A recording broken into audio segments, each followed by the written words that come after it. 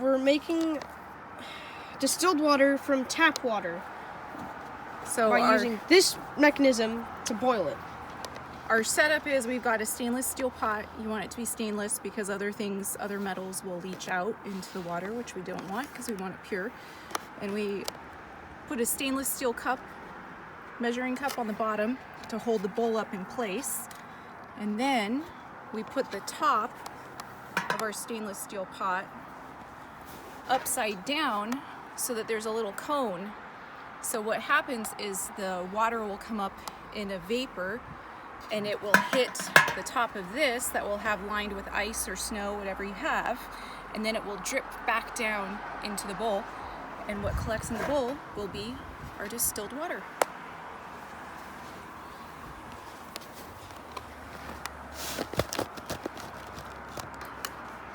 Right now, we have the setup of stainless steel pot, the cup that we showed at the bottom, the measuring cup that's metal, and then the bowl. Now, on the bottom of the stainless steel pot, there is water, which that will boil and evaporate and go to the top of the lid, and since it's at a cone, it will go to the middle. But if the lid is cold, it will condense and it will turn back into its liquid state and it will drop into the bowl, which is where you will be getting the distilled water. Now, we're trying to get up the water out so that way it doesn't boil and make the lid also hot. Well, we don't want this dirty snow water to go down that hole because then it will contaminate our pure water that we're trying to collect in the bowl inside of this.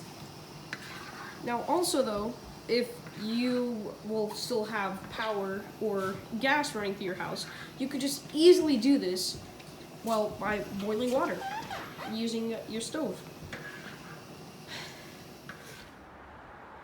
Another important part is you got to make sure that you are constantly have something cold to put on it. So if your bag of peas or your ice starts to melt, first off, if there's a hole in the lid, you want to make sure that it doesn't go into the hole because that will contaminate the water.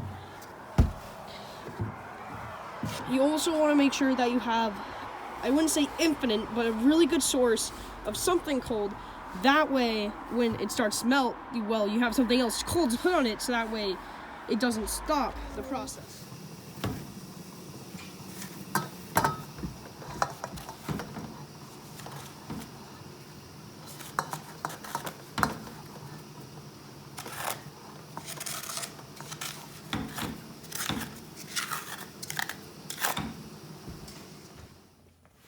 This is how much water we have so far from us boiling it and having it get dripped in.